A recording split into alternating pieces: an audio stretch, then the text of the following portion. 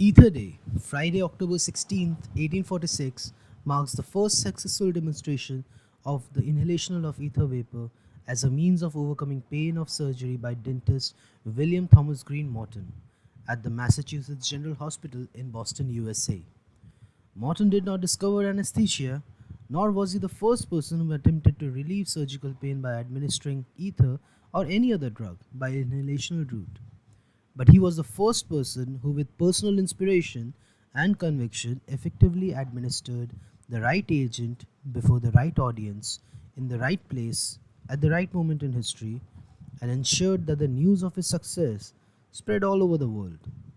He revolutionized surgical practice. It is not surprising then that the epitaph on its tombstone reads, "Inventor and revealer of anesthesia, before whom, in all times, surgery was an agony, by whom pain in surgery was averted and annulled, and since whom science has control of pain." The history of anesthesia is very intriguing and filled with tragedy, comedy, and a lot of humbugs, with depression, suicides, a hand in the invention of revolver factories, and some acid throwing on prostitutes. But we would get to that later. Let's start from the beginning. The Greek philosopher Dioscorides first used the term anesthesia in the 1st century AD to describe the narcotic like effects of the plant mandragora, the plants from the nightshade family. Look it up. Oliver Wendell Holmes first used the term anesthesia in 1846 to denote the state that incorporates analgesia, amnesia, and narcosis to make surgery possible. But these are two ends of the spectrum. Between these, a lot of drama happened. Let's start with Valerius Cordius, an imperial name with an imperial solution, oleum dulce vitrioli, or the sweet oil of vitriol, or the name we know it by, ether, and noted some of its medicinal properties. Nitrous oxide was discovered by Joseph Priestley in 1772 and was always known as the laughing gas. The euphoric properties of the gas were well known, and Sir Humphrey Davy of England had speculated about its possible use in surgery as early as 1800s. Yet both nitrous oxide and ether were used as nothing but an entertaining intoxicant till the middle of the 19th century. There is no good answer to the puzzle of why it took physicians so long to banish pain from their surgeries. It may be largely that the jolly highs produced by ether and nitrous oxide obscured any potential for practical use. For a small fee, balloons filled with nitrous oxide would be made available to the guests to take a snort, and then more money would be charged for exhibiting the frolics of the intoxicated to an audience. Samuel Colt used the money from such a venture to start his revolver factory. In 1844, Gardner Quincy Colton, a doctor turned exhibitor, brought laughing gas to Hartford, Connecticut, where a local dentist, Horace Wales, tried it on 10th of December 1844 and, according to his wife, made himself ridiculous in public assembly.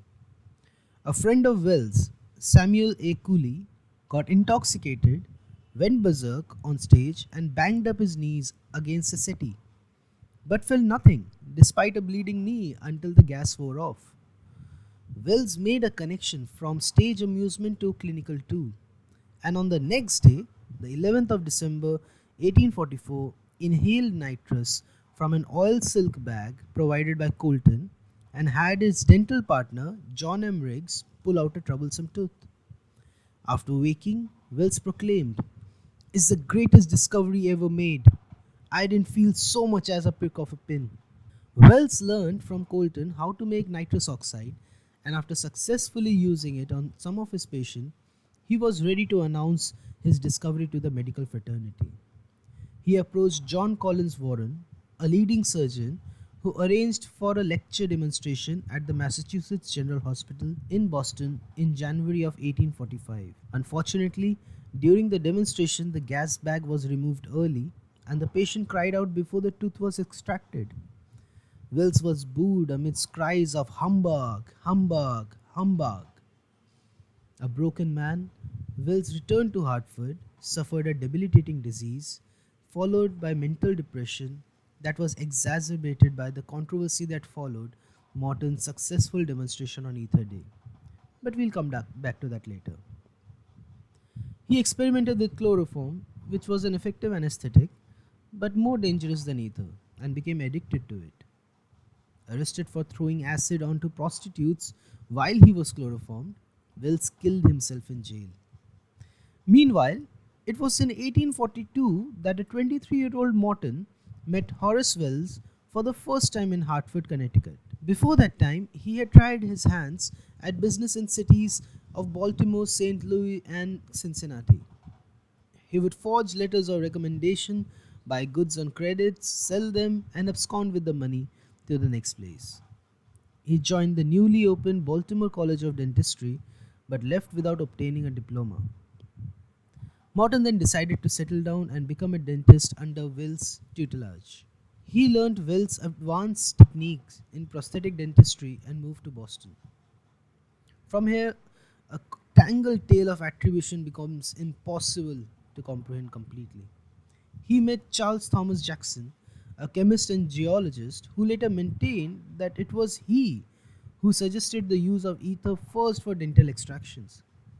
Morton asserted that he had experimented with ethers on animals beforehand and insisted that in September 1846 he extracted a tooth from a patient under ether who never realized the procedure had been done.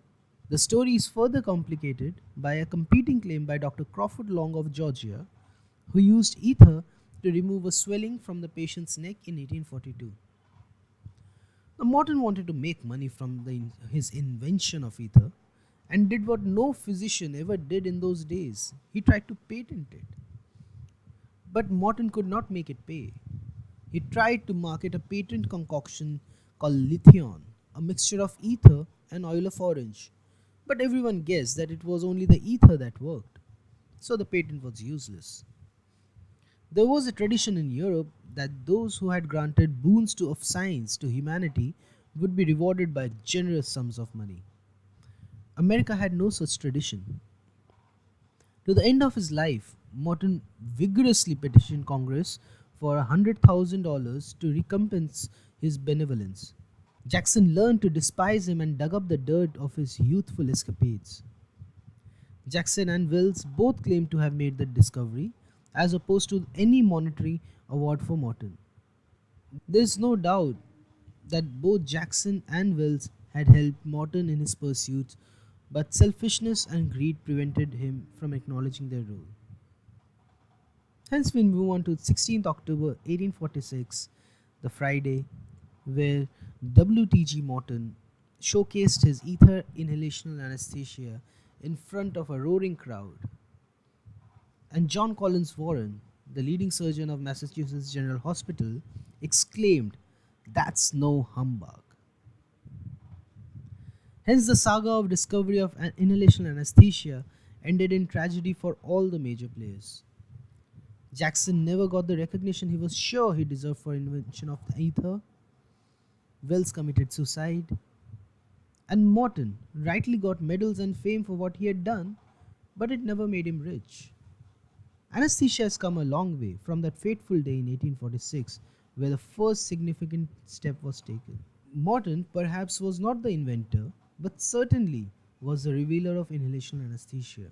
Modern medicine will remain ever grateful to Morton and other unsung heroes who gave us the boon of anesthesia. So this was the history of Ether Day.